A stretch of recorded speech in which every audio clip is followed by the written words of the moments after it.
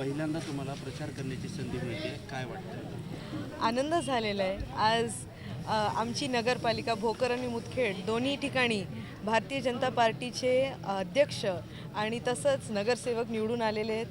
आज मला ही संधी मिळालेली आहे की नांदेडच्या महानगरपालिका साठी सुद्धा मी भारतीय जनता पार्टी या नगरसेवक आणि सेविकांसाठी उमेदवारांसाठी प्रचार करायसाठी मी बाहेर पडलेले आहे. खरंच आनंद वाटतो आहे.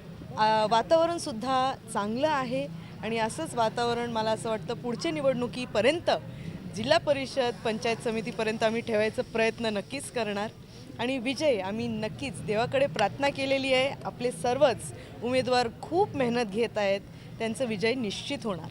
तुम्ही भोकर मतदारसंघातल्या दोन्ही नगर परिषदेचा तुम्ही विजयश्री आणलेली, नांदेडमध्ये काय? नांदेडमध्ये तेच म्हणलं मी, सगळेच नगरसेवक सेविका असतील सर्वच उमेदवार भयानक मेहनत घेत आहेत आणि चांगली मेहनत घेत आहेत. मेहनतीचा रंग खरंच चांगलाच असतो, गोड असतो. त्यामुळे मला असं वाटतं विजय निश्चित आहे. विरोध करतील हो दादा.